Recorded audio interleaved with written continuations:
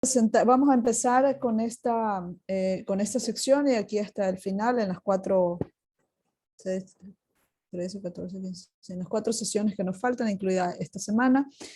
Vamos a revisar ejercicios o ejemplos o prácticas de pluralismo jurídico que nos van a poner a reflexionar, vamos a poner a pensar acerca de las posibilidades de interlegalidad, y por interlegalidad quiero decir de ver la medida en la que esas instituciones que veamos, que revisemos, que conozcamos, eventualmente pueden decirnos algo acerca de trabajar de la influencia mutua que pueden tener las instituciones legales en nuestra sociedad. ¿Ok?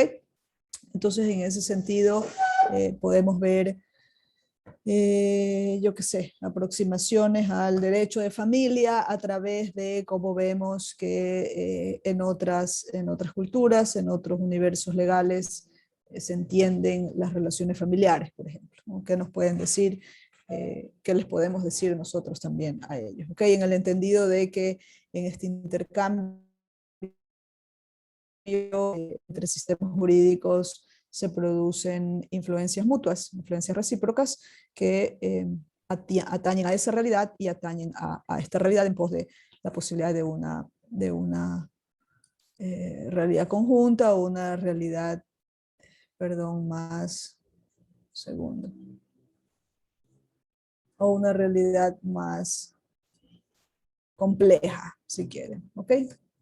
Esperen un momento, por favor. Cerrar.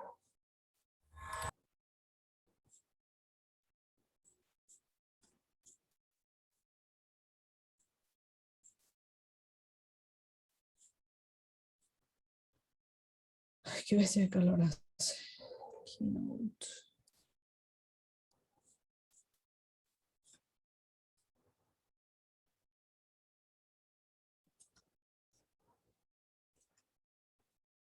Ok. Bueno, empezamos. Ok, la semana anterior, o lo que terminamos de ver, fue esta cuestión de la posibilidad de la coordinación de justicias, en el entendido de que cuando reconocemos el pluralismo legal, reconocemos también distintas formas de hacer derecho, distintas formas de administrar, aplicar ese derecho, y es a lo que llamamos las justicias, en este caso de los pueblos indígenas, que es el que tiene reconocimiento expreso en la Constitución del Ecuador en estos momentos. El derecho propio está reconocido en el artículo 57.10, incluida la aplicación, y las reglas más específicas acerca de cómo debe darse la justicia indígena están en el artículo 171. ¿Ok? Pero es ese dúo de disposiciones legales que nos permiten a nosotros hablar de pluralismo jurídico en el Ecuador, el reconocimiento expreso formal, y una de las cosas que hemos estado viendo hasta ahora es cómo se aplica en la práctica ese reconocimiento, y vemos que hay bastantes problemas, ¿verdad? Significativos problemas con respecto a esa aplicación y a ese reconocimiento igualitario, si es que ese es el ideal. ¿Ok? Algo que vamos a comenzar a ver acá, en cambio, es más allá de las posibilidades de relacionarse las justicias con todos los problemas que ya hemos visto, que si la jurisdicción, que si la competencia, que si la materialidad de las disposiciones, que se reconoce que no. La propuesta que ilumina o ilustra o informa al resto del el semestre es, en cambio, las posibilidades de la interlegalidad, las posibilidades de, en el caso ecuatoriano, cumplir o abordar esta pretensión, esta aspiración de la Constitución del 2008, que en el preámbulo nos dice que vamos a construir o que planeamos construir una nueva sociedad en diversidad y en armonía con la naturaleza. ¿Ok? Si una de las manifestaciones del reconocimiento de la diversidad precisamente es el reconocimiento de otros universos jurídicos, otras formas de entendernos y organizarnos como sociedad desde lo legal, eso incluye no solamente el encuentro de estas formas de justicia, sino la posibilidad de rehacernos en ese encuentro. ¿Ok? Más aún si es que la Constitución de alguna manera nos da un mandato, nos da una guía de qué es a lo que debemos abocarnos, y es a esta nueva sociedad en diversidad y armonía con la naturaleza. ¿Ok? Entonces, en ese sentido, vamos a ver, insisto, más allá de la coordinación de justicias, y así como lo hicimos cuando revisamos coordinación de justicias y coordinación de formas, sistemas jurídicos o sistemas normativos, lo vamos a ver en términos formales y en términos sustanciales. ¿Ok? En términos formales, si quieren más, tiene que ver con los procedimientos, mientras que en términos sustanciales tienen que ver más con las materias de las diferencias, de los parecidos, las posibles complementaciones, para hacer para ver cómo a través del derecho podemos mirar o augurar nueva sociedad en diversidad y armonía con la naturaleza. ¿Ok? Para esto, para esta sesión, vamos a revisar a Sánchez Botero, lo que nos decía la profesora Sánchez Botero, y lo que nos propone el profesor Raúl Yasak como plurinacionalidades de abajo. Okay. En las clases subsiguientes vamos a revisar los casos. Para mañana vamos a revisar un caso de distintas formas de entender la propiedad, para ver qué nos dice eso con respecto a cómo estamos organizados por estos tiempos. Vamos a ver más adelante el caso de Pasargada, que es este barrio en Brasil, sobre el cual el profesor Boaventura de Sousa Santos hace una de sus primeras, no sus primeras, pero una de sus importantes contribuciones a la literatura sobre el pluralismo jurídico.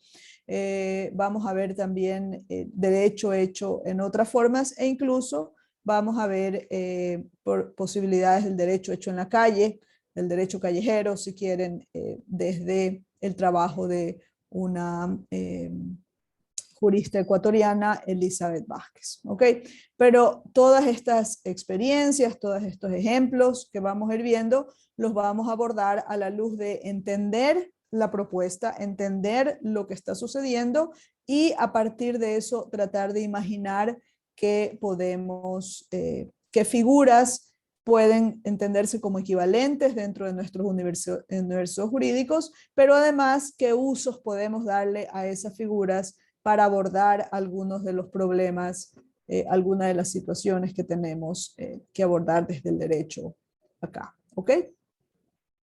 Partimos de lo que nos propone la profesora Sánchez Botero, y ella primero hace como recuento general de a qué se va a referir, y luego nos explica los famosos 3 casos que nos propone para discusión.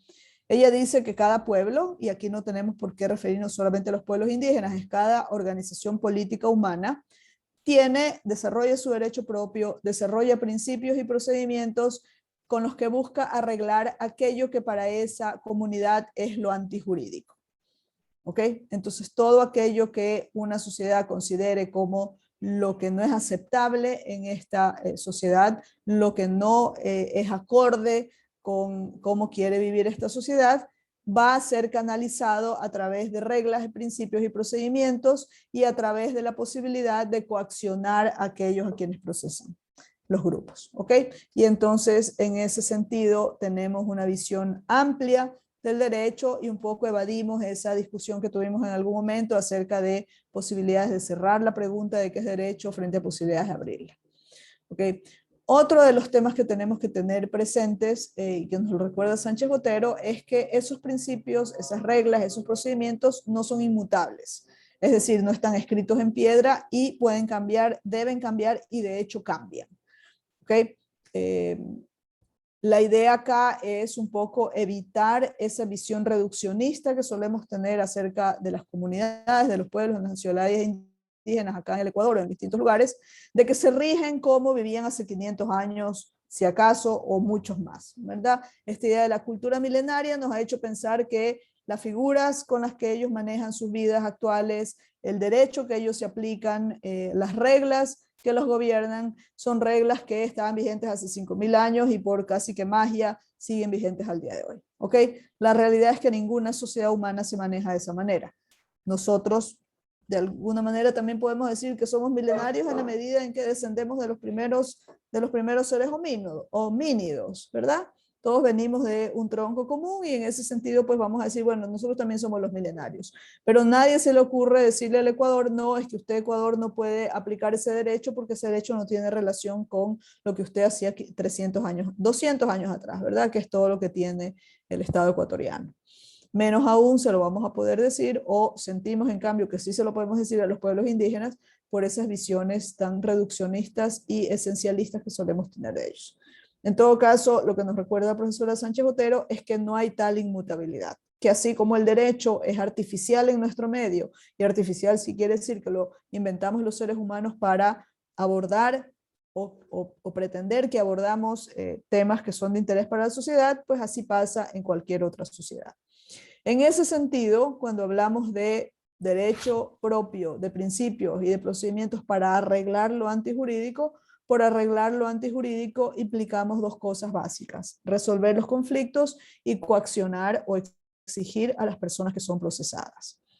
Y en ese sentido también el reconocimiento del pluralismo legal o el pluralismo jurídico implica que valoramos los derechos como sistemas normativos y las justicias como administración de justicia, y las reconocemos como constitucionales, legales y oficiales. ¿Ok? Entonces, en este entendido de pluralismo jurídico e igualitario, es que vamos a discutir esos principios, y lo vamos a hacer no tanto a la luz de cómo debe manejarse la relación en estos momentos, sino a la luz de qué podemos aprender o cómo podemos ver posibilidades de equivalencias entre derechos, sistemas de justicia y demás, o entendidos, interpretaciones jurídicas entre esas tradiciones y las tradiciones más comunes, usuales, ordinarias, si quieren, en el derecho ordinario ecuatoriano. ¿Ok? Al fin del día, a lo que estamos buscando es a la posibilidad de identificar influencias recíprocas que se dan en la cohabitación y en la práctica de estos sistemas legales paralelos. ¿Ok? Es a estas influencias recíprocas a las que les queremos poner más atención en esta parte del curso. Y para eso empezamos con la propuesta del profesor Raúl Yaszak acerca de lo que él llama la plurinacionalidad desde abajo, que era parte de las lecturas que nos correspondían para hoy. En ese sentido, también vamos a revisar los casos que nos proponen tanto la profesora Sánchez Botero como el profesor Yaszak, un poco para ir haciendo estos análisis en la medida en que corresponde. ¿Ok? Los casos que nos proponen los autores son... Yo he hecho esta distinción solamente con ánimos un poco de categorizar, pero como vamos a ver, no son categorías mutuamente excluyentes. Pero en todo caso, me refiero a casos de comunidad casa adentro, me refiero a los casos en los cuales una comunidad pasa por un momento, si quieren, de desequilibrio, justamente cuando ocurre la muerte de uno de los suyos por parte de otros de los suyos. ¿Ok? En el caso de los casos de la relación de la comunidad con la sociedad mayoritaria, en cambio, estoy pensando en los casos que en estos momentos son los más comunes, los que le hablan precisamente a esa relación. ¿Ok? Y en ese caso tenemos uno de las situaciones NASA o PAES en Colombia, otro un caso con comunidad Wayuu, y el otro el caso de la Togya, que es el que nos presenta el profesor Yaszak. ¿Okay? En estos casos estoy utilizando la misma nomenclatura que usa la profesora Sánchez Bernal, y ella distingue entre los casos NASA como el primero y el segundo caso NASA. NASA es este grupo aquí en Colombia se llama PAES.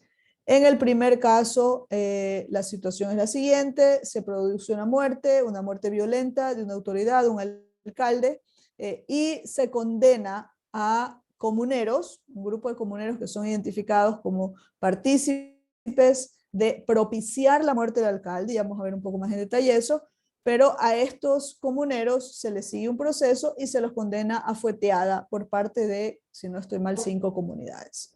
¿Ok? El caso se vuelve un caso trascendente, un caso que involucra a la justicia constitucional, cuando la defensa de las personas que han sido condenadas alegan que no se trata de justicia tradicional. Ojo, ellos no dicen que no debe involucrarse la justicia tradicional. Lo que está diciendo es que en este caso, lo que se alega que fue justicia tradicional no lo fue. ¿Y por qué dice el que no lo fue? O dicen ellos que no lo fue. Uno, porque no se cumplieron con las costumbres de los pueblos, y dos, porque se aplicaron castigos inexistentes. ¿Okay? En ese sentido, vamos a revisar ese primer caso NASA. El segundo caso NASA, perdón, ya no tiene nada que ver con sistema penal, tiene que ver con, si quieren, un sistema civil en nuestros términos. Cómo lo califiquen en la vida del pueblo NASA, no me consta, no los conozco, pero valdría la pena también ver cómo articulan ellos su caso. En todo caso, la justicia, perdón, lo articula como una demanda que presenta, una demanda laboral que presenta un comunero contra el cabildo indígena por ciertas colaboraciones que el comunero ha hecho. Y son colaboraciones en trabajo.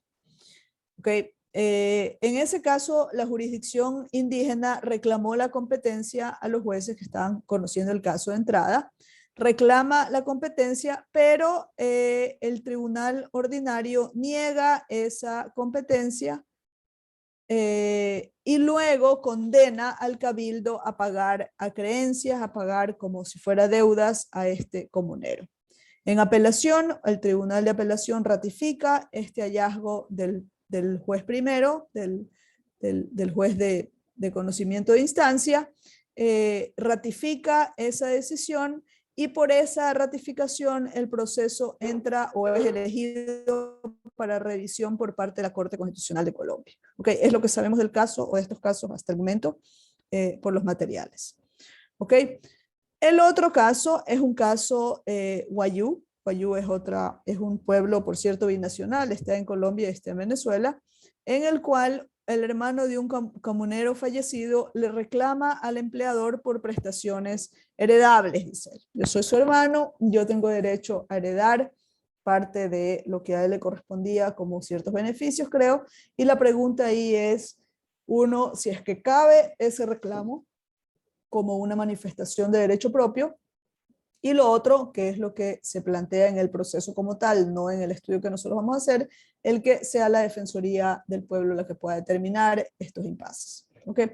Finalmente tenemos el cuarto caso, el caso de la Togia, que a diferencia de todos estos casos de la lectura, no nos resulta que hay un caso de la Togia, o puede haber, pero este ciertamente no lo es, ¿ok? En el que se acuse a alguien de hacer algo, se demande a alguien por algún incumplimiento y más. No hay tal, ¿verdad? Lo que hace el profesor Yasak con el caso de la Togia es simplemente, no simplemente porque es un trabajo bastante complejo el que hizo, es demostrar la situación de esta comunidad, ¿ok? Frente a la estructura política del Estado, a la estructura de la administración de justicia, etcétera. ¿Ok?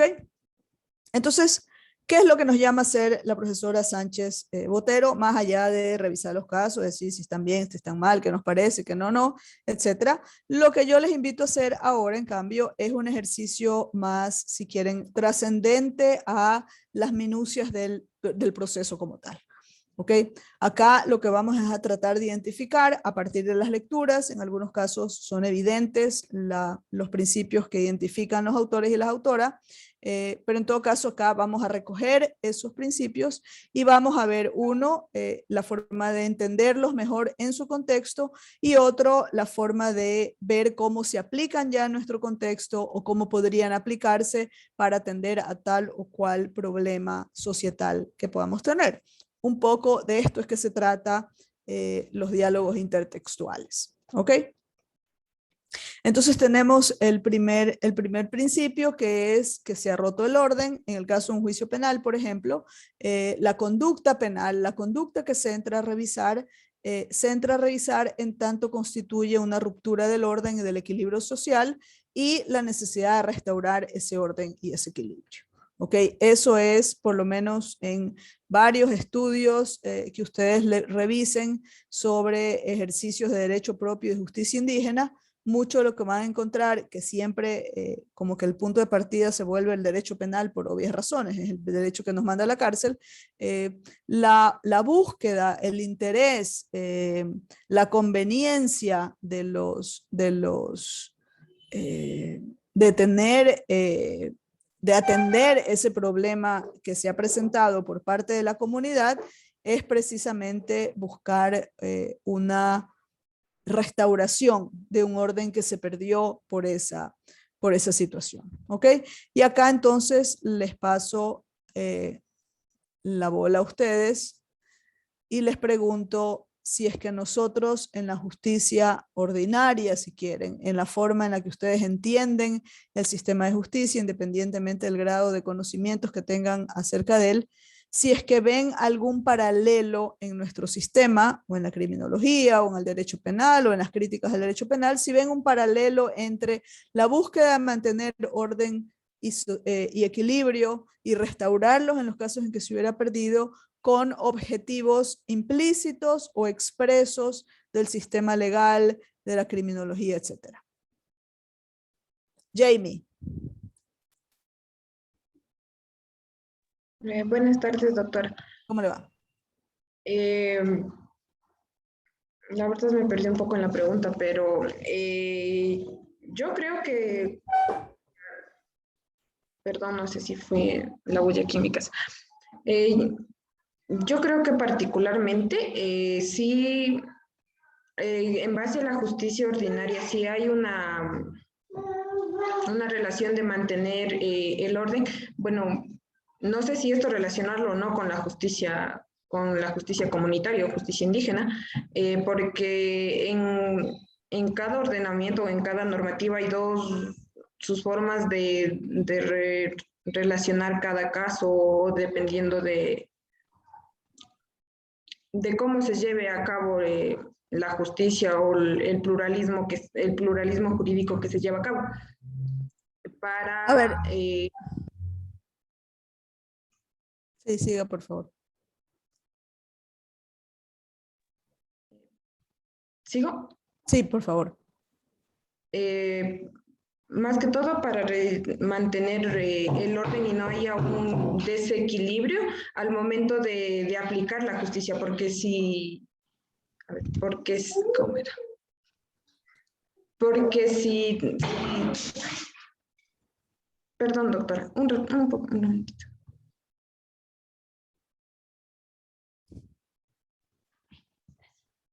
Porque a ver, un desequilibrio al momento de relacionarle con el principio de orden, creo que era el primer principio, eh, no, a ver, ¿cómo se? No, doctora, ya me perdí, ya me confundí. Ok, pero creo que iba por el sendero, ¿no? La pregunta aquí es, hemos visto en los casos que hemos estado discutiendo, el caso La Cocha, el caso de los Huaurani, que en este caso que nos presenta de este asesinato, la profesora Sánchez Botero, lo que nos dice es una constante que parece repetirse cuando hablamos de justicia indígena en los distintos lugares, ¿verdad? ¿Qué es lo que busca la comunidad? ¿Qué es lo que busca el grupo indígena? Finalmente es restaurar un orden y un equilibrio que se perdió o que se laceró o que se vulneró en el momento en que ocurre, por ejemplo, la muerte de uno de sus comuneros en manos de otro de sus comuneros. ¿Ok? Es como uno de los propios nuestros mata a uno de los nuestros. ¿Ok? Eso genera una conmoción social enorme, una ruptura del orden y el equilibrio. Entonces, si esa es, digamos, una de las razones que subyace detrás de los objetivos de tener derecho que castiga conductas y tener una administración de justicia que justamente establece primero la responsabilidad y luego establece una sanción, si el objetivo de ese sistema es mantener el orden o recuperar el orden y el equilibrio social perdidos, pregunta era, ¿cuál es la relación o tenemos en nuestra sociedad, que no es una sociedad indígena, podemos hacer un paralelo entre ese objetivo y el objetivo en nuestra forma de administrar justicia? Y de lo que le entendí, en principio sí, ¿verdad? Nosotros también buscamos a través del sistema de justicia, en este caso a través del sistema de justicia criminal, de alguna manera devolver un orden o restablecer un equilibrio social rotos, aunque no lo digamos en esos términos y aunque los medios que utilicemos no necesariamente lleguen o se vayan a concretar en ese fin, ¿verdad? Dome, usted quería decir algo. Sí, Doc, tengo un comentario que me quedó Sí. bueno, la sentencia del caso de La Cocha que decía una de las autoridades acerca de las formas en cómo nos de restablecer eso, que es una pequeña diferencia que hace de los distintos sistemas, del ordinario y del indígena. Y decía que, bueno, nosotros juzgamos a estas comunidades indígenas porque ellos siempre generalmente piden indemnizaciones.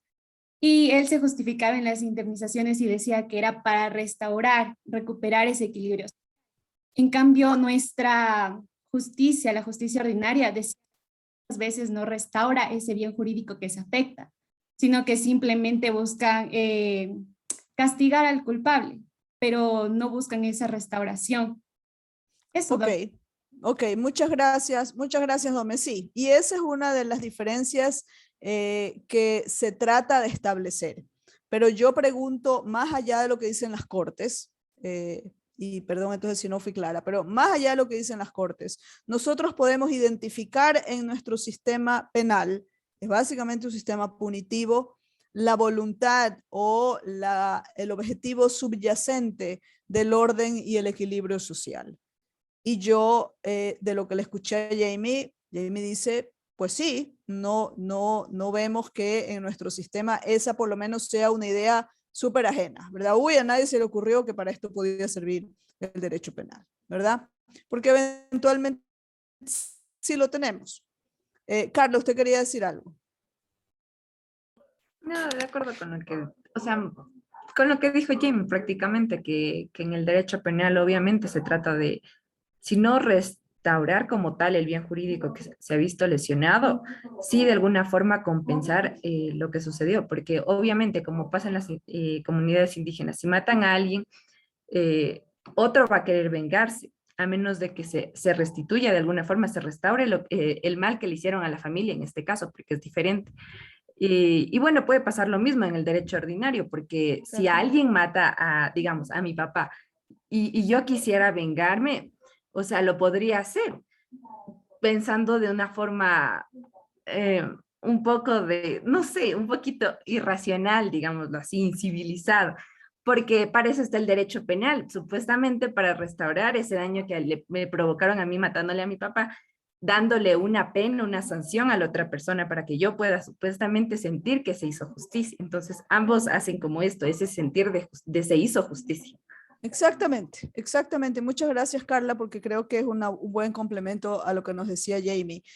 Unos estudiantes en la clase hace una hora que tengo inmediatamente antes que ustedes, decían, Beccaria, por ejemplo, dice eso. Beccaria es también un autor más viejo, si quieren, ya en el derecho penal, pero básicamente esa ha sido una de las justificaciones del derecho penal. Muchas gracias, insisto, Carla, porque la canalización de la venganza era uno de los criterios de por qué teníamos un derecho penal. ¿Ok? Quizás en las versiones más modernas, más contemporáneas, ya lo repensamos, ya nos atendemos también a los problemas y a la dignidad de la víctima, pero en principio el derecho penal era considerado, y yo me acuerdo que así lo estudié hace 30 años en la universidad, el derecho penal no era más que la representación de la vindicta pública, que es la venganza pública. Entonces, como dice Carla, le vamos a decir, ¿sabe qué, Carla? Usted no entre en un proceso de venganza, porque eso no va a ser bueno para nadie. Déjenos a nosotros vengarla, si quiere. ¿Okay? No lo decimos en esos términos, pero básicamente lo que estamos diciendo es la retribución al daño que le ocasionaron a usted, el daño que se le hace a la sociedad, porque por eso los centros de prisión se llaman centros de rehabilitación social. Lo que están diciendo es que estas personas han roto ese equilibrio social y de una manera tienen que ser reinsertadas a la sociedad. ¿Ok? Entonces, lo que quiero decir aquí es que eso que normalmente se dice una y otra vez acerca de los objetivos o lo que subyace como principio a la justicia indígena es una idea que no es ajena a nuestras sociedades, ¿ok? Entonces, un poco en ese sentido, yo lo que busco acá es como reducir ese espacio, esa grieta, ese no entendido supuesto entre justicias. Yo, sinceramente, no he encontrado nada en otros sistemas de justicia que digan, ¡oh! Jamás en la vida se nos ocurrió algo así, ¿verdad? Porque incluso la venganza es, hasta hace no mucho en nuestras sociedades civilizadas y todo lo que quieran llamarlos, la venganza es precisamente el motor o una de las cosas que se busca canalizar a través de un sistema penal. ¿Ok? Con respecto a las garantías del proceso, y aquí recuerden, por ejemplo, la lectura del caso de... Ya me lo pasé, no lo comentamos, ¿o sí? ¿Los casos los revisamos? No, no. No, esto me lo pasé, perdón. Entonces vamos a verlo. Yo por qué brinco de una cosa a otra sin saber. Vamos a revisar los casos que nos proponen los autores, ¿verdad? Tenemos dos casos NASA, lo que se llaman casos PAES, el caso Guayú y el caso de la Togya, que no es un caso realmente como los otros, sino que es más una situación en una comunidad que nos presenta el profesor Yasak, ¿no? En el primer caso NASA tenemos a unos comuneros que han sido condenados a una fueteada por propiciar la muerte de un alcalde. No los acusan de que ellos son los asesinos, lo que los acusan es de que a través de ciertas acciones ellos propiciaron o facilitaron que esa persona fuera asesinada por un grupo de guerrilla en Colombia, ¿verdad? Creo que es el ELN.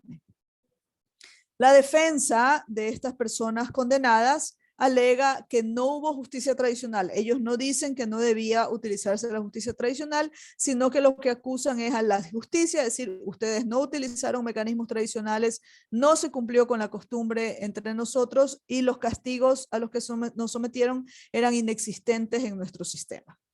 En el segundo caso NASA, un caso que no tiene nada que ver con lo penal, acá lo que un comunero entabla es una demanda laboral al cabildo, a la organización comunitaria, por lo que él llama colaboraciones que no han sido retribuidas. Como se supone que todo trabajo tiene que ser recompensado, en este caso él dice, he hecho unos trabajos acá, era conductor, entiendo, y no me ha sido, yo no he recibido paga por eso. En ese caso, él entabla una demanda laboral en juicio en una corte laboral, en un tribunal laboral. La justicia indígena reclama la competencia sobre el caso, se la niega el tribunal ordinario y en cambio lo que hace el tribunal es condenar al cabildo al pago de lo que se entendía como la deuda del cabildo hacia esta persona que había trabajado ahí. En apelación se ratifica por parte de la justicia ordinaria la decisión alzada y finalmente el proceso entra a revisión ante la Corte Constitucional de Colombia. ¿Okay? Hasta ahí entiendo que es la historia que nos cuenta la profesora Sánchez Botero. Y el tercer caso es un caso de una comunidad guayú. La comunidad guayú es una comunidad transfronteriza entre Colombia y Venezuela. En este caso, un comunero muere y su hermano le reclama al empleador por prestaciones que él dice son prestaciones heredables y yo como heredero soy el beneficiario de esas pretensiones debidas a él. Este es un caso básicamente de cómo se constituye la familia, muy interesante también, y el caso pasa a la Defensoría para determinar quién tiene la jurisdicción. Entiendo que hasta ahí llega la historia que nos cuenta la profesora Sánchez Botero, y finalmente tenemos el caso de la Togya, esta comunidad quichua de la que nos habla el profesor Yasak, ¿ok? Entonces, insisto, y esta es la parte, perdónenme que me brinqué, pero entonces a partir de la lectura, a partir de lo que entendimos, lo que vimos y lo que nos propone la profesora que identifiquemos como principios, lo que yo quiero discutir con ustedes, que es un poco lo que hemos hecho, es la posibilidad de entender en esa cultura cómo ocurrió y ver si es que hay paralelos en nuestra cultura de ese mismo sistema y si no los hay, si es que esos sistemas y nuestros sistemas pueden tener de alguna manera un intercambio, un diálogo que nos permita avanzar en la construcción de las justicias y la construcción de esta sociedad diversa esta sociedad en diversidad y en armonía con la naturaleza, como nos dice la Constitución. ¿Ok?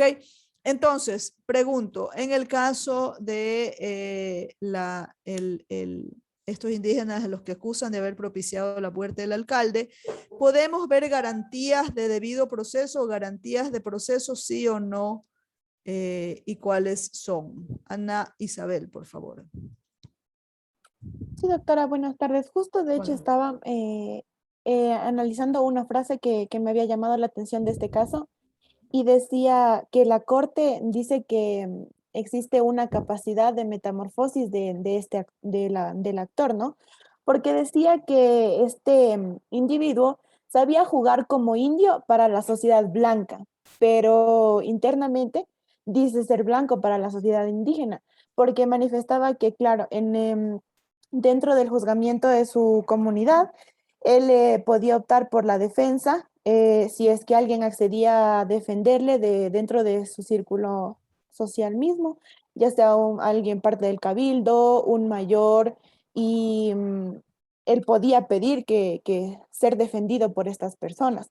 Y de igual manera él podía solicitar la defensa pero lo que me llamó mucho la atención es justo esta parte, que él para la justicia indígena decía, no, bueno, yo me voy a pegar a la justicia ordinaria. Sin embargo, en la justicia ordinaria era más como que, no, yo me voy a pegar a la justicia indígena. Entonces, sí existe como que este tipo de controversia y es Ok, un poco complicado. ya, solo una notita porque eso digamos que es un paréntesis a este tema. Y es que ese es uno de los problemas que tenemos cuando aplicamos estas justicias, o sea, cuando rigen en un mismo sistema una justicia y otra, ¿verdad? ¿Qué es lo que vamos a hacer los seres humanos y esto, indígenas o no indígenas? ¿Qué es lo que vamos a hacer? A tratar de beneficiarnos de la mejor manera que podamos, ¿verdad? Entonces, usualmente este correteo de que a veces soy indígena, a veces soy blanco, va a depender de cuál es mi expectativa de lo que me vaya a pasar en un sistema o en otro.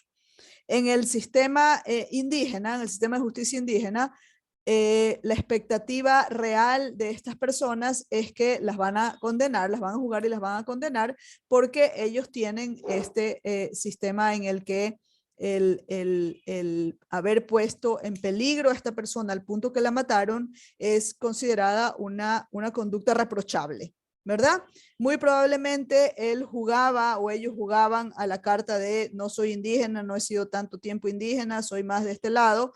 Probablemente sea porque vio que en el sistema ordinario no hay la figura de propiciar la muerte de alguien, ¿verdad? Lo que veíamos también en el caso de la Cocha.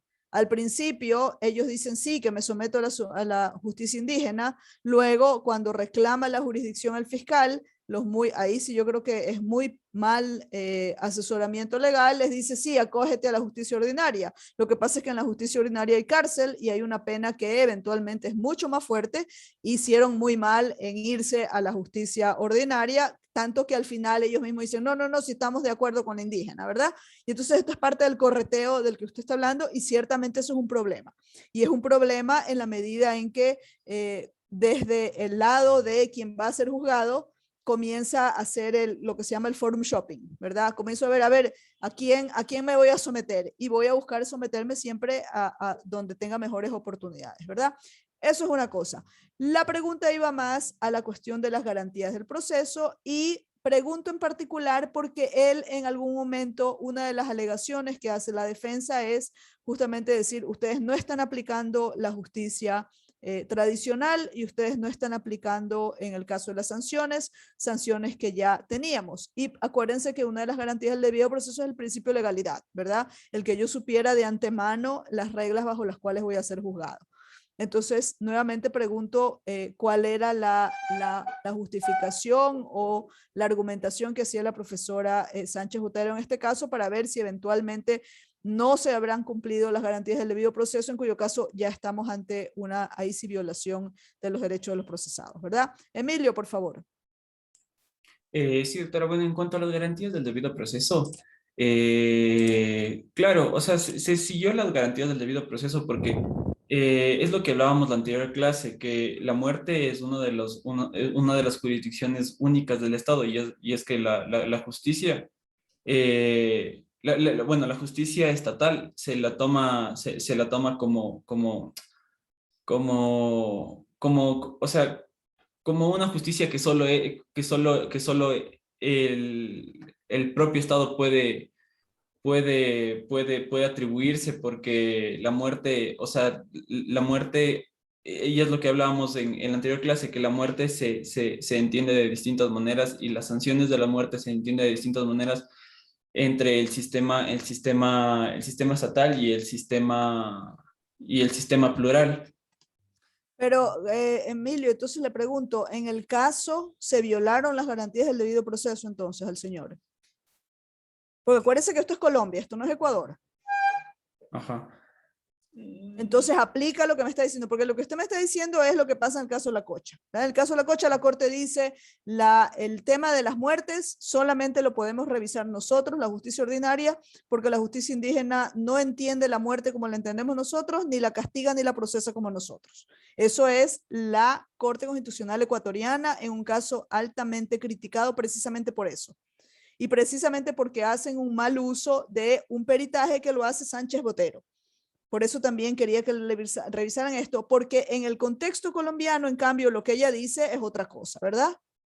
¿Usted recuerda qué es lo que dice ella sobre la garantía del debido proceso en este proceso penal a estas personas imputadas de haber propiciado, ni siquiera causado la muerte de un alcalde?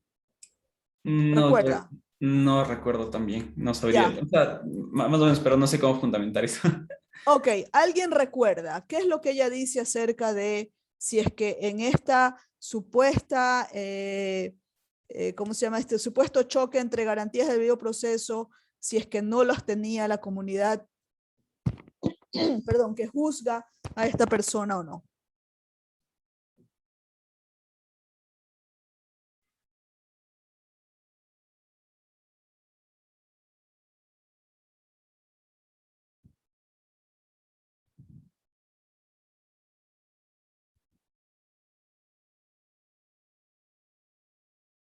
Nadie.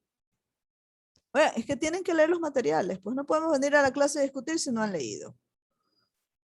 Bueno, ¿qué es lo que dice ella? Ella dice que efectivamente el sistema de justicia que condenó a estas personas es un sistema que presenta las garantías debidas.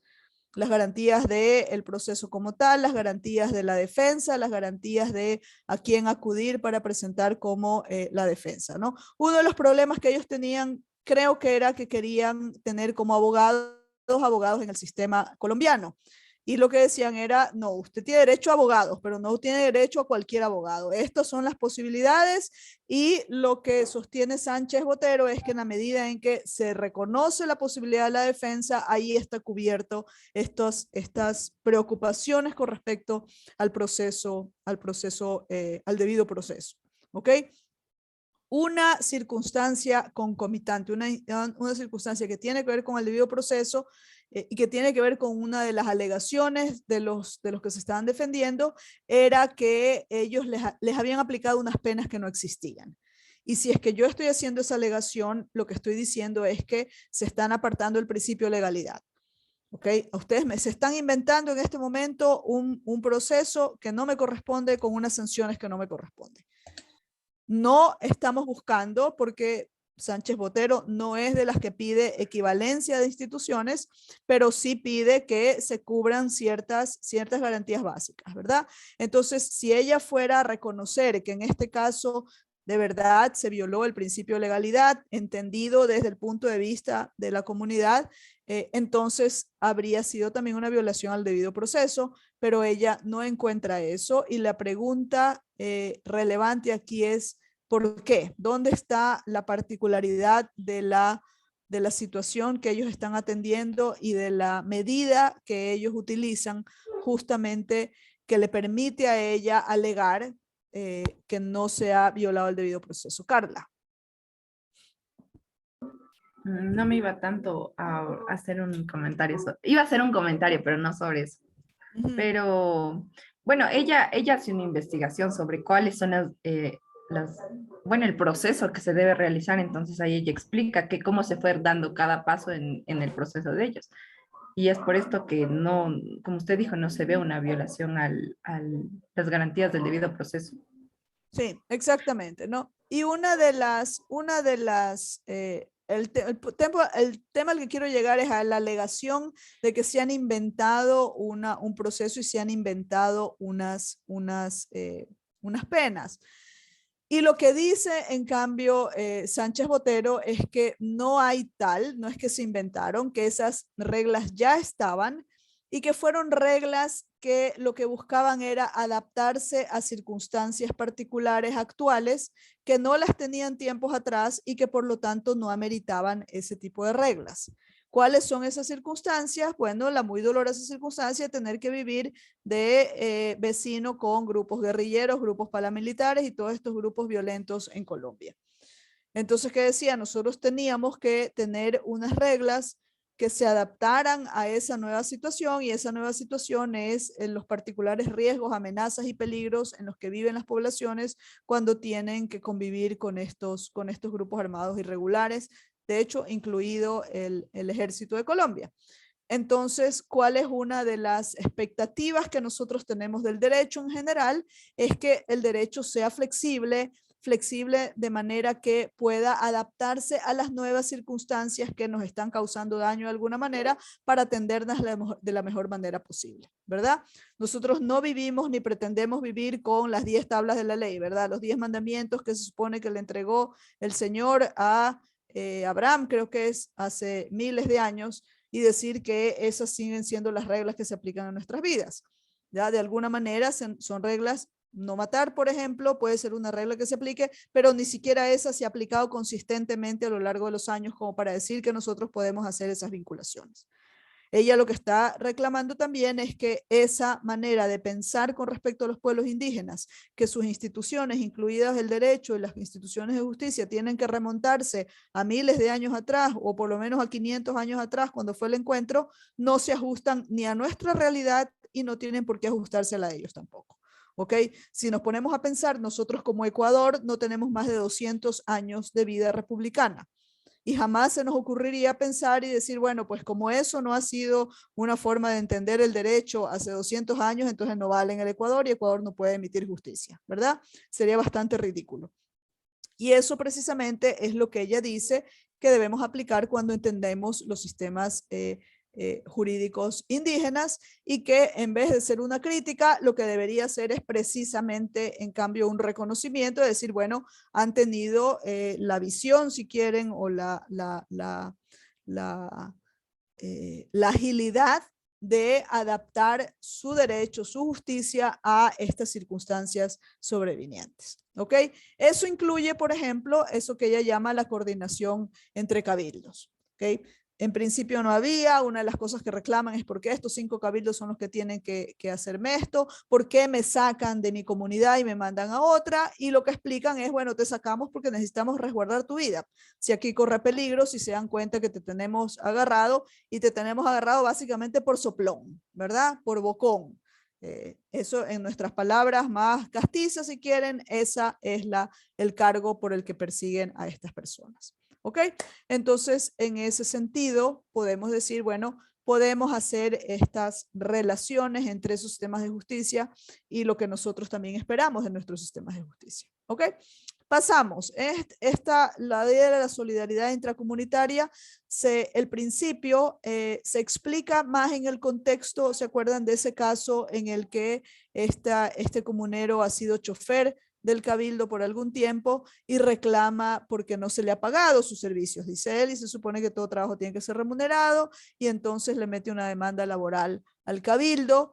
Y el principio que aflora cuando involucramos a la comunidad en el caso es una idea totalmente diferente. La comunidad no dice que nosotros estamos para explotar a nadie ni para beneficiarnos del trabajo de otros. No es que estamos aquí para volver esclavo al pobre señor, ¿verdad? Lo que dicen es que en este caso él estaba llevando a cabo actividades que son esperadas y esperables de cualquier comunero en sus circunstancias, y que tienen que ver con la solidaridad dentro de la comunidad. Y en ese sentido, la solidaridad dentro de la comunidad, por ejemplo, hace que la figura de la minga sea entendida como una figura obligatoria. Ciertamente no es que nos van a pegar por no cumplirla, pero se entiende como una figura obligatoria dentro de la comunidad. El cambio de mano, que creo, de lo que entendí, que se refiere a lo que acá en el Ecuador suele llamarse el randy, que es el hoy por ti, mañana por mí. Él decía, esos principios de solidaridad son los que informan o hacen entender la relación que había con este señor que estaba contratado de chofer de la comunidad, pero en ese sentido no podemos hablar de que lo volvimos un esclavo ni que su trabajo no estaba remunerado. ¿Ok? Y entonces les pregunto a ustedes, ¿qué figura pueden imaginar, aunque no sea específicamente en estos términos en que estamos hablando de mingas, por ejemplo, o cambio de mano, randy, qué figuras se les ocurre que puede ser un equivalente, si quieren, hasta más macro con respecto a esto que nos indica la profesora, que es la razón que encontramos cuando escarbamos en el caso de este comunero que reclama esos haberes? Samantha.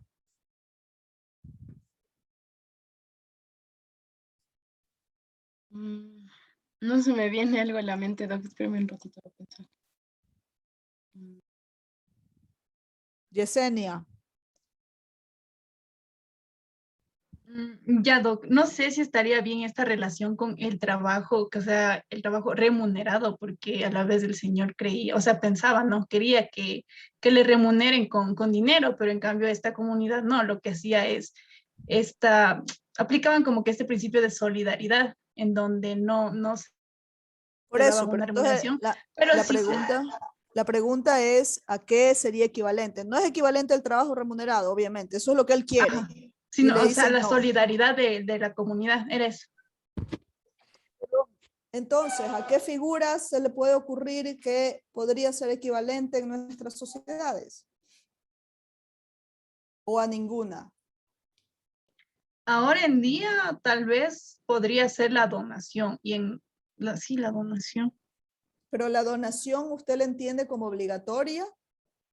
No, no es obligatorio. Entonces no es, porque la Mm, solidaridad intracomunitaria se entiende obligatoria. Podría ser la labor social. ¿Es obligatoria? No. Entonces tampoco. Mm. Emilio. Tal vez puede ser el IES, porque el IES, uno de los principios del IES es la solidaridad intergeneracional. Ajá.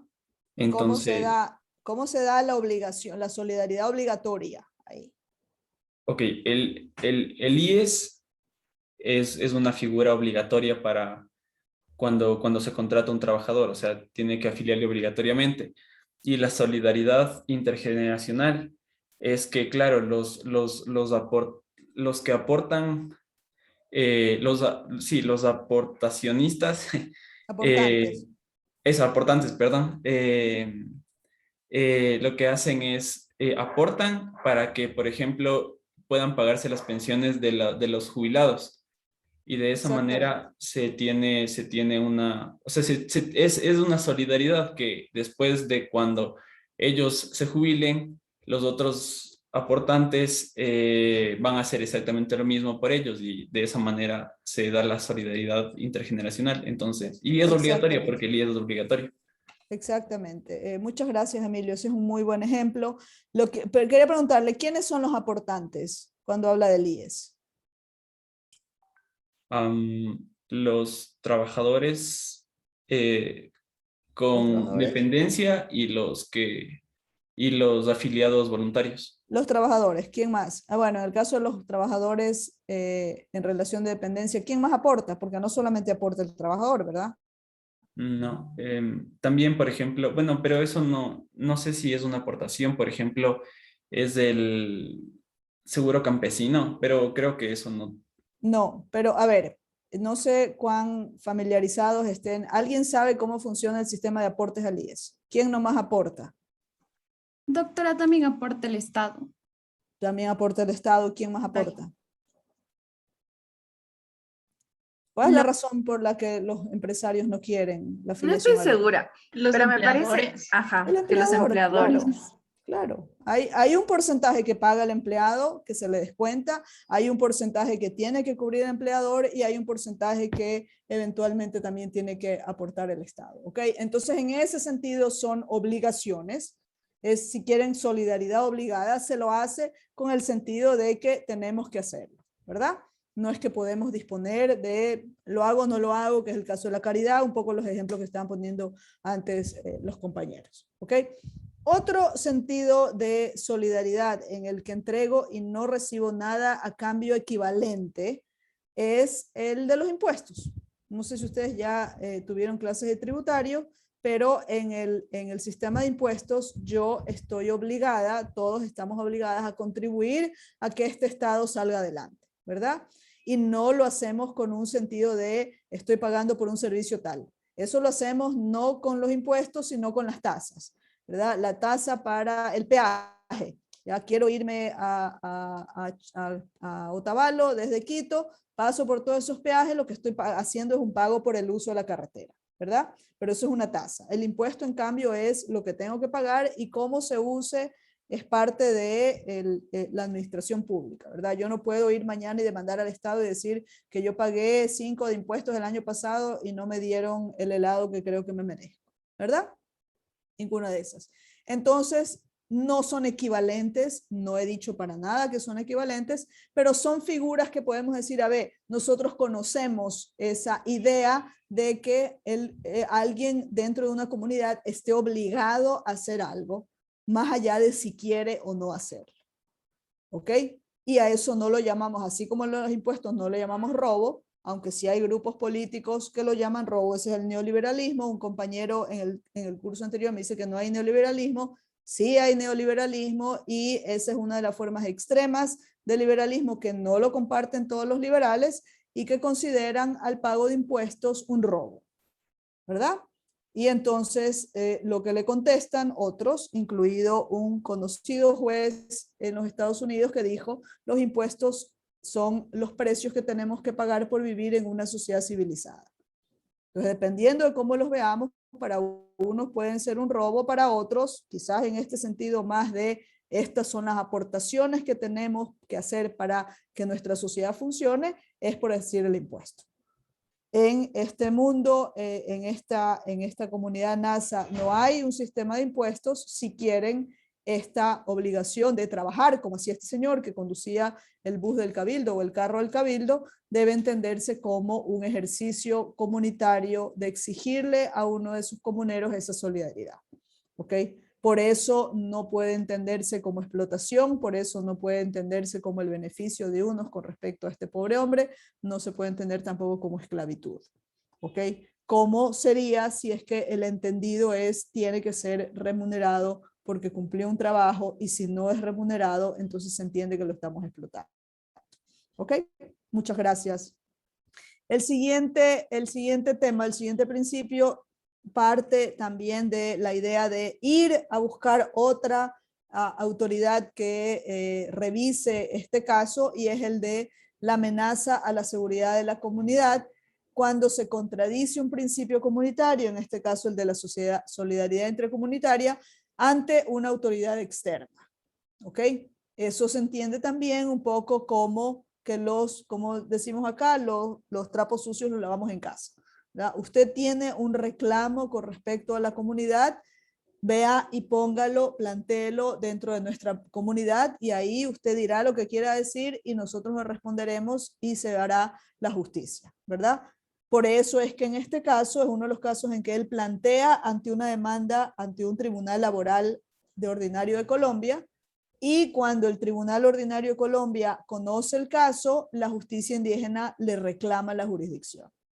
¿Ok? Como nos plantea la profesora, yo no conozco cómo terminó ese caso, pero sería interesante saber qué dijo luego la Corte Constitucional precisamente ante la realidad de que en un sistema plural tendrían que justificar por qué no se le confiere la competencia para este caso a la comunidad y si la asume y la sostiene el tribunal ordinario. ¿Ok? Los otros dos temas que son bastante interesantes también tienen que ver con la constitución de la familia. ¿Ok? Nosotros vivimos en un mundo occidental, una herencia que nos viene de Grecia y de Roma, en el que la familia se forma en torno al pater familias, ¿verdad? No sé si ustedes ya vieron clases de familia, pero la figura central, si quieren, de la familia no es la madre, que es la que tiene los hijos, es el padre, que es el dueño de todo. El dueño de todo este acervo. Patrimonio significa los activos del padre, del pater, y en este caso los activos del pater incluye a la mujer, los hijos y los esclavos. O sea, incluye también a las personas, en esa vieja forma de verlo, ¿verdad? Con el tiempo ya no eres dueño de la mujer ni de los hijos, ni tampoco puedes tener esclavos, pero la figura de la familia siempre ha evolucionado o ha salido en torno a el padre es el que establece el vínculo familiar, ¿ok? En estas familias matrilineales, no sé si alguien recuerde el caso que plantea la profesora Sánchez Botero, pero en el caso de las familias matrilineales dice la figura de la familia se forma en torno a esta mujer y a sus hijos, ¿verdad? Y en ese sentido, quien se vuelve el padre de los hijos es el hombre, un hermano, un hombre de su propia familia. Porque no se entiende que hay una relación, si quieren, conyugal, sexual entre los hermanos, se entiende una relación filial, arbitraria, y no arbitraria, ficticia en el sentido que, como hacemos las familias también en el sistema legal de acá. Lo que pasa es que nosotros tenemos la ilusión, por lo menos, de que se trata de una figura basada en la sangre. Y no lo es así, ¿verdad? Para empezar, porque en las épocas de Grecia no había cómo hacer el examen de sangre a nadie y se entendía que el marido de la mujer era el padre de los hijos que ella paría en el matrimonio. ¿Ok? ¿Por qué se entendía eso? Si lo máximo que podíamos suponer es que la mujer que para es la madre, pero no tenemos por qué suponer que el compañero de la madre tenga necesariamente que ser el padre, ¿verdad? Eso lo hacemos a través de una operación mental, una ficción jurídica que dice que este hombre debe reputarse como el padre de los chicos.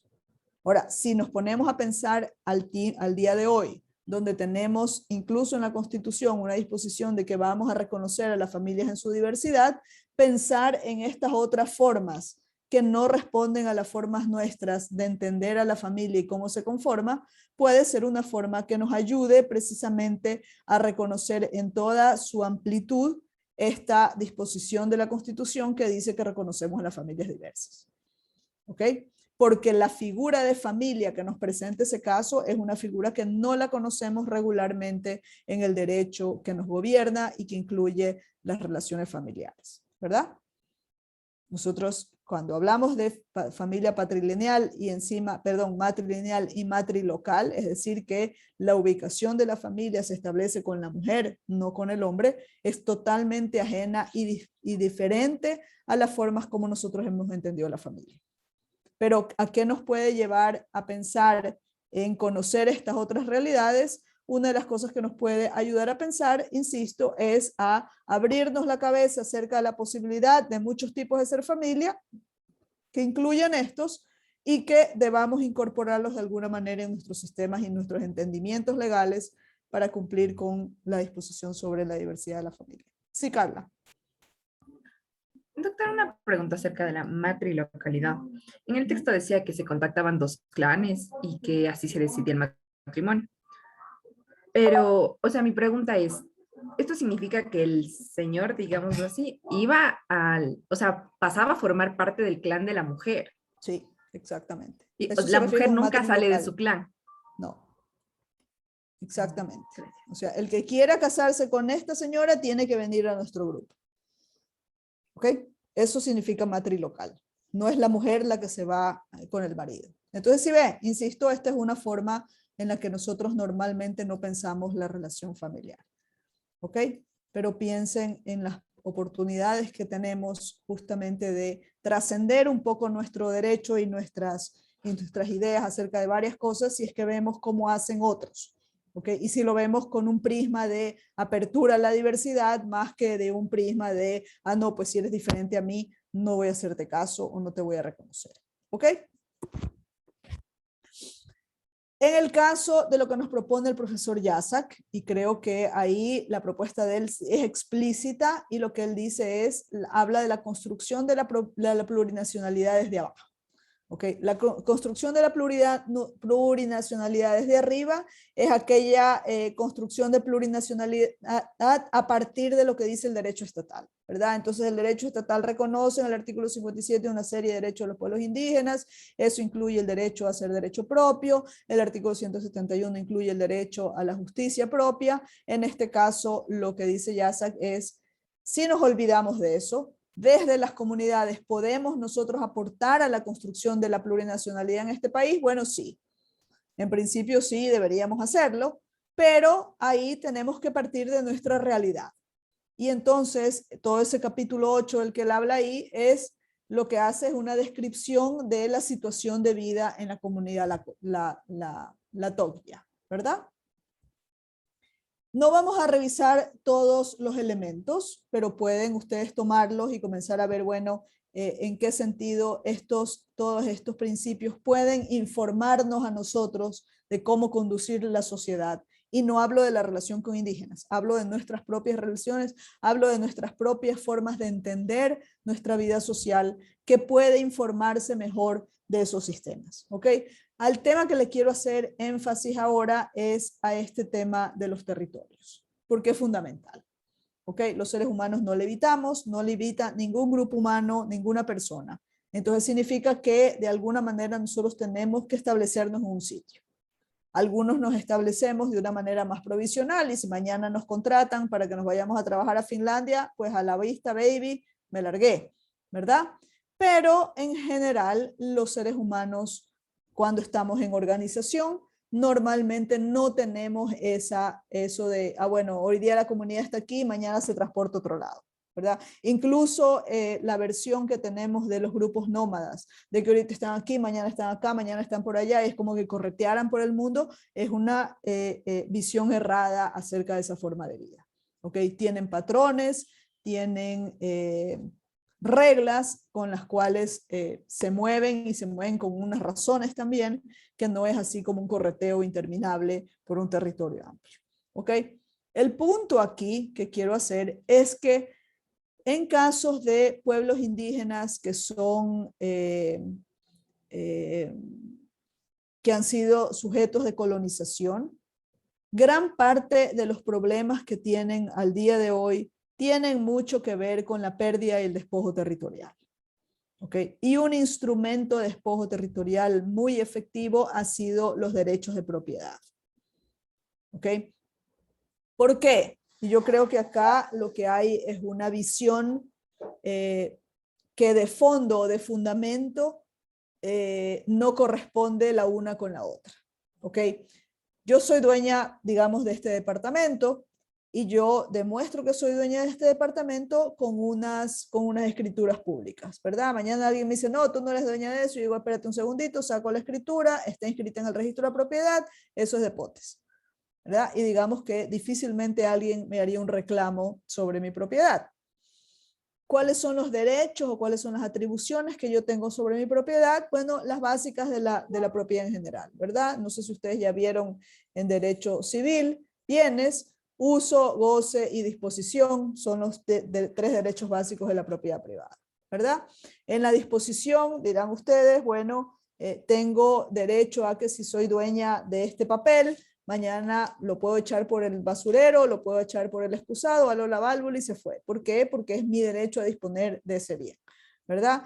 ¿Hay límites al ejercicio de mi propiedad? Claro que hay límites. Yo, a cuenta de que soy dueña de este departamento, mañana no le puedo prender fuego porque pondría en peligro a los dueños de los otros departamentos, a las otras familias, a las otras personas que viven en este edificio, ¿verdad? Entonces, esos son los límites razonables al derecho a la propiedad, pero en nada eso obsta a cuál es lo básico de mi derecho a la propiedad y es estos derechos conexos, uso, goce y disposición, ¿verdad? El ser dueña de este departamento me permite a mí que si mañana el Estado ecuatoriano o la alcaldesa de Guayaquil decide que va a usar toda esta cuadra para hacer un hospital público, me permite a mí impedir ese ejercicio de la autoridad. ¿Sí o no? ¿Qué dicen? Freddy.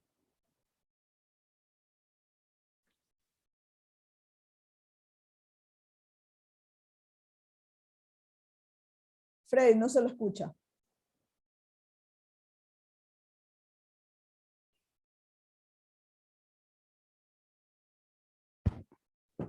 No. Revise si tiene muteado su equipo, Freddy.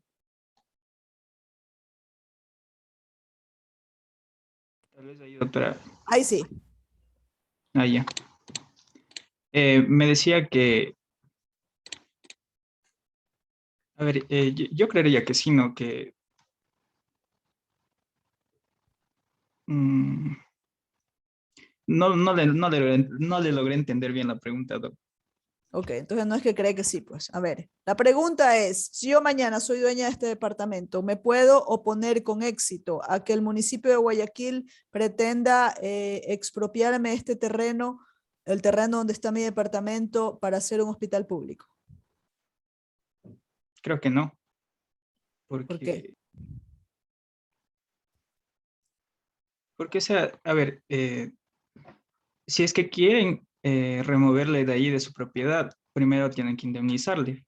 Ujú. Eh, entonces, o sea, bueno, por ahí, yéndonos por ahí, por ese lado, creería que sí, si es que usted eh, llega a un acuerdo con el municipio, ¿Puedo pero oponerme con éxito? La pregunta es si me puedo oponer yo con éxito. oponer con éxito, creería que no.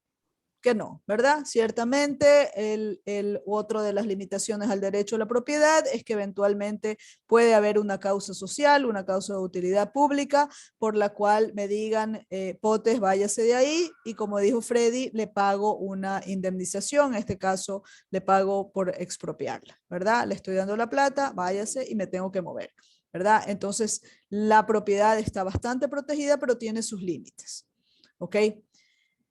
El problema aquí es que esa figura de la propiedad entendida de esa manera es la que el Estado ecuatoriano, en este caso, le ha ofrecido a los pueblos indígenas como la vía para proteger sus territorios. Y esa es una vía inapropiada para proteger territorios, ¿verdad? Por un lado, como decía Freddy hace un momento, si mañana, por ejemplo, el Estado ecuatoriano quisiera pasar por esos terrenos para ir a escarbar y sacar minerales, entonces simplemente es decir cuestión de cuánto cuesta esta tierra, $1 millón, tomen indígenas $1 millón y váyanse de aquí porque yo necesito pasar a ver esos minerales que están ahí abajo. ¿Verdad? Esos eran los tiempos en los que se podía hacer las expropiaciones. ¿Qué es lo que ha encontrado el derecho, incluido el derecho internacional? Que los pueblos indígenas tienen una relación especial con la tierra que nos impide aplicarles estas mismas reglas que nosotros usamos con respecto a la propiedad en general. En ese sentido, por ejemplo, de no someterlos a utilidad pública, pero también en otros sentidos. Esos otros sentidos incluye, por ejemplo, que el territorio de los pueblos tiene que incluir necesariamente la posibilidad de ejercer gobernanza sobre esos territorios. ¿Ok? Y yo, por ejemplo, no ejerzo gobernanza sobre mi departamento. Yo puedo decir quién entra y quién no sale en mi departamento.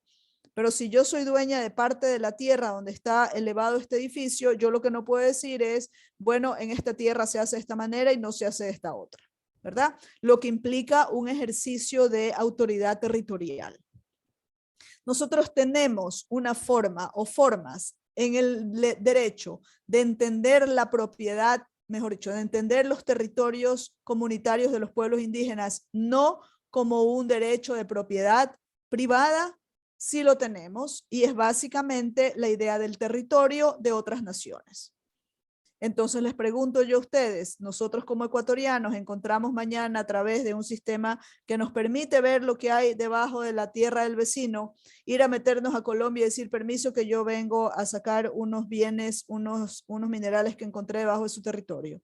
¿Podemos hacer nosotros eso? No podemos, ¿verdad?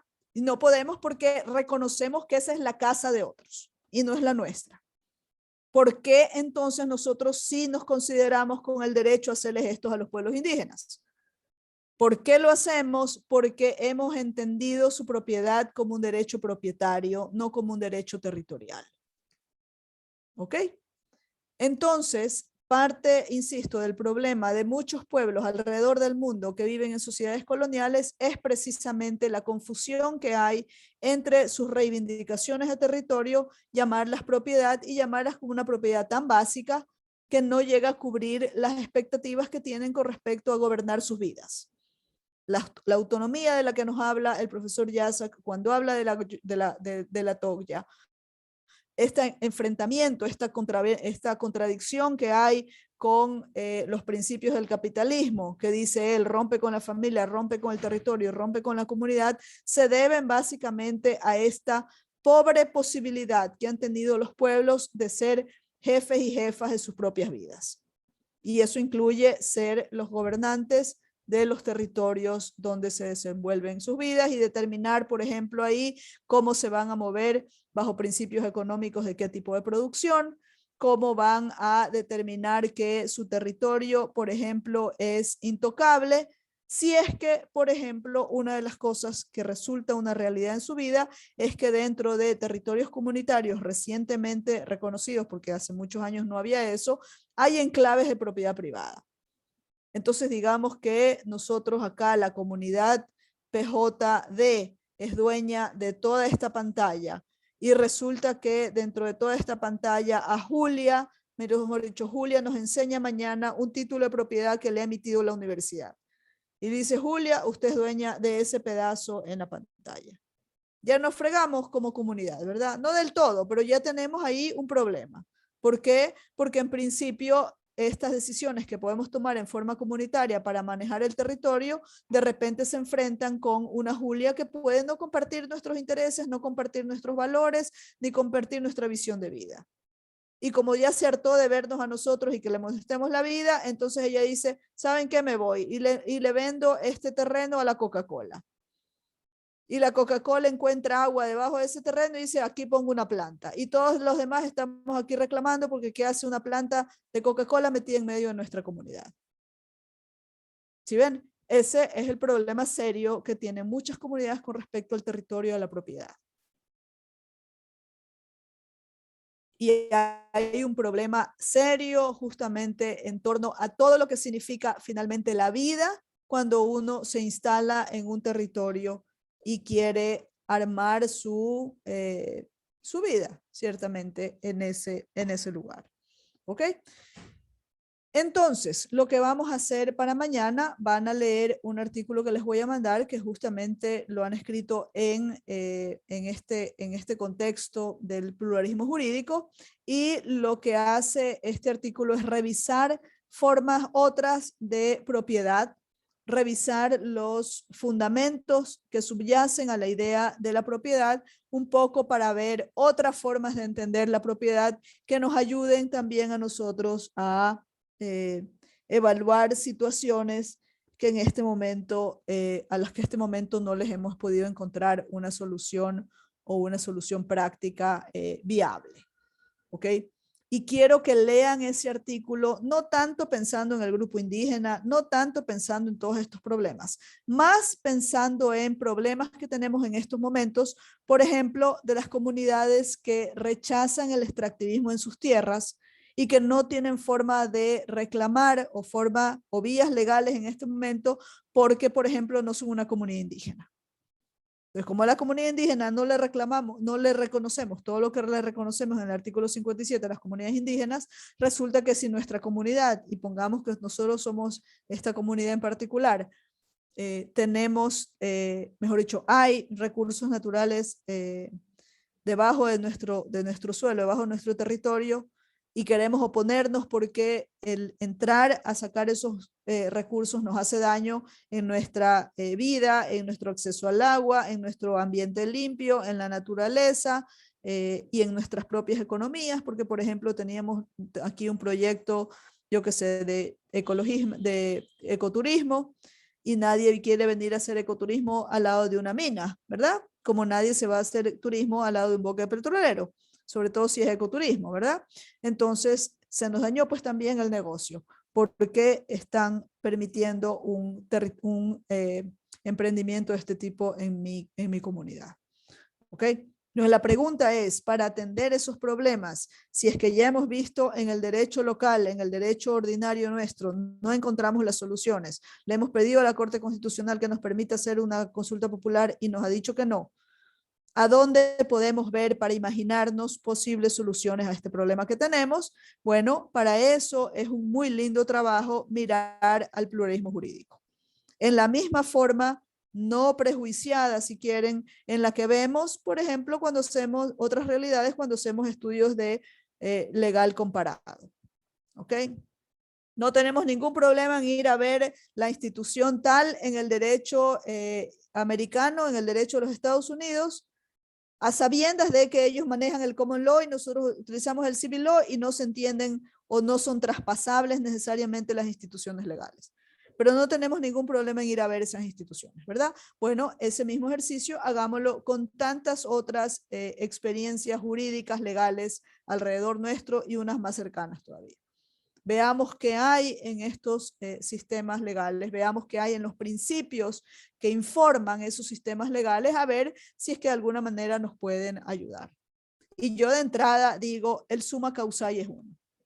Si el summa causae lo entiendo, y por lo menos lo entiendo de la manera en que lo entiendo, porque una de las cosas que nos recuerda Raúl Jásac es que el summa causae no está bien implementado o implementado en la forma en que ellos lo pretenden en la Constitución del Ecuador, porque dice cosas incluso incompatibles. Léanse el libro entero si quieren, porque es bastante interesante, pero una de las cosas que la firma es esa.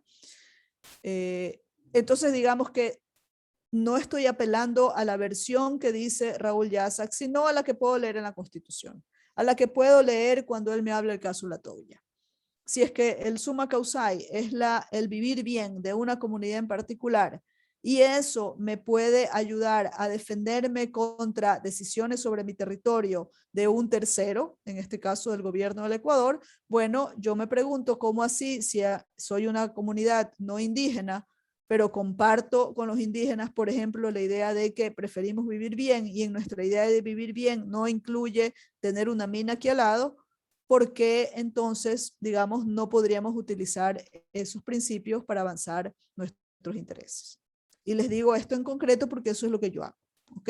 En la Corte Constitucional están un par de casos sobre consulta previa y yo sostengo que la consulta previa sobre pueblos indígenas es la que debe iluminar a las formas de consulta previa con pueblos no indígenas y con comunidades no indígenas, a partir de hacer este tipo de paralelos. Y obviamente cambiando lo que haya que cambiar, ¿verdad? Como dicen en latín, mutatis mutandis. Cambiamos lo que haya que cambiar y veamos si es que las situaciones son compatibles de manera que podamos utilizar las figuras que ellos usan en estos entornos. Y entonces creo yo que esa puede ser una forma en la que nosotros empezamos a construir lo que nos dice Raúl Jásac, el pluralismo jurídico desde abajo. Y nosotros, aunque no seamos indígenas, podemos ser agentes de construcción del pluralismo jurídico, precisamente atendiendo a lo que nos cuentan esas historias y a decir, bueno, como yo soy una estudiosa y un estudioso del derecho, puedo ver lo que no está funcionando en este sistema con estas aproximaciones jurídicas y puedo tomar estas otras y utilizarlas para abordar esos problemas. No estoy diciendo que el ejercicio sea fácil, pero sí estoy diciendo que eventualmente nos puede resultar útil. ¿Ok? Y entonces eso es lo que vamos a estar haciendo de aquí hasta que se acabe el curso en un mes. ¿Ok? ¿Qué les parece? Y aquí pónganse a pensar, yo les hablo de los casos o de los temas que a mí me interesan y que precisamente he estado haciendo estos trabajos porque son los temas de mi interés. Pero pónganse a pensar ustedes en los temas que creo que están ustedes en tercer semestre, ¿verdad? Recién están iniciando la carrera, pero yo entiendo que ya pueden darse cuenta de por dónde van sus intereses en temas legales, qué cosas los irritan, qué cosas les llaman la atención, etcétera. Y piensen, sobre todo si piensan en términos de problemas, si piensan en términos de incompatibilidades, incoherencias, vacíos legales y demás, cómo podemos pensar en instituciones de otros sistemas jurídicos que podamos trasladarlos o aplicarlos cambiando lo que haya que cambiar a nuestros propios universos normativos. ¿Okay? Que es un poco el ejercicio que ustedes mismos acaban de hacer hace un momento cuando veíamos el trabajo de la mejor dicho, los principios que nos presenta la profesora Sánchez Botero y que comenzamos a pensar en equivalentes en nuestro sistema, ¿ok? ¿Me escuchan? Porque creo que se me ha quedado a mí congelada la pantalla. Sí, se lo escucha, doctora. Ya. Perfecto. ¿Será que ya no vale mi... Espérense un segundito. No, sí vale.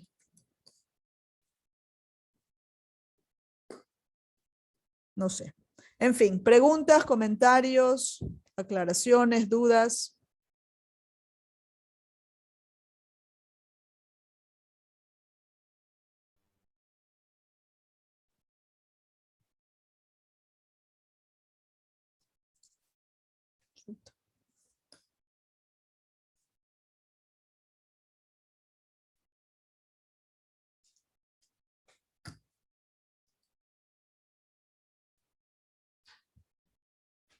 ¿No? ¿Nada? Bueno, pues entonces cerramos acá la sesión. Van a recibir el material para leer para mañana. Insisto, por favor, léanlo a la luz de un poco la discusión que hemos tenido ahora, pensando en las distintas aproximaciones a la propiedad y a temas que pueden ser problemáticos. ¿Okay? Yo les pongo el de ejemplo, el que yo conozco, porque es lo que se me viene a la cabeza, pero ustedes pueden perfectamente identificar otros. Carla, ¿quiere decir algo? Sí. La verdad es que cuando estábamos viendo lo de los principios, en la parte de que en las garantías del proceso y la adaptación a circunstancias actuales, sobre todo, bueno, y arriba ya habíamos hablado de que también existen estos mecanismos de protección. Déjeme cerrar. Las definiciones que... Carla, casi no se te entiende. Sí. Ahí me entienden mejor. Sí. No. Ay, no sé, internet está mal, la verdad no sé por qué. Ya. A ver, hable ahí porque un poco se le entendía. Yo también acabo de apagar mi cámara porque creo que también estoy medio maluca. Ya, que cuando estábamos hablando en los principios sobre las garantías del proceso y la adaptación a circunstancias actuales, y aparte antes ya habíamos mencionado esto de la coacción, recordé esto de cómo se definía si era derecho o no, y creo que esta autora define, o sea, más bien deja claro que el derecho indígena, incluso viéndolo desde una perspectiva del derecho estatal, que era la verdad no recuerdo el nombre del autor, bueno, eran dos, no recuerdo, era el primero que nos ponía estas reglas primarias y secundarias. Esto que la Hace autora harto. que la autora deja claro que incluso sabiéndolo desde esa perspectiva, que es bastante del derecho estatal y derecho indígena, o sea, se puede definir como derecho porque cumple con todos los requisitos que FARC pedía para poder ser considerado derecho. Sí, exacto. Exactamente. Exactamente. Ahí también una de las cuestiones es cuando hacemos ese tipo de comparaciones, quizás lo que tenemos que hacer más como un ejercicio también de honestidad intelectual es como tratar de entender en el mejor sentido posible las figuras que estamos comparando, ¿verdad? En ese sentido, nosotros no tenemos ningún problema en reconocer como legales cualquier figura legal que aparezca en otra tradición normativa que la reconocemos de antemano como tal. ¿Verdad? Derecho civil frente al derecho common law, el derecho common law frente al derecho soviético en una época y otras formas de hacer derecho. El problema es cuando partimos de, no, es que no son equivalentes y no pueden serlo, y entonces hasta ahí llegamos en la comparación. ¿Ok?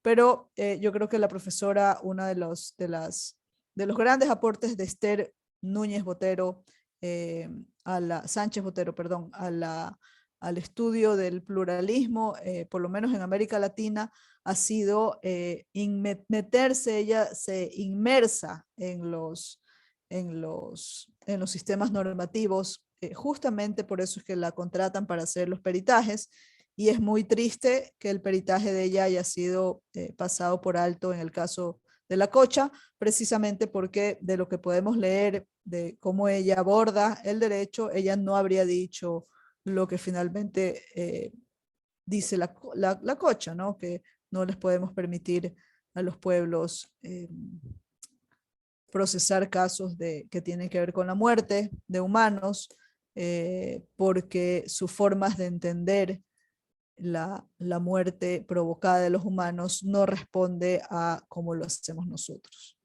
Justamente eso para ella no podría ser una razón. En fin, ¿ok? ¿Algún otro comentario? ¿No? ¿Estamos bien? Entonces nos vemos hasta mañana. Que estén bien. Buenas noches.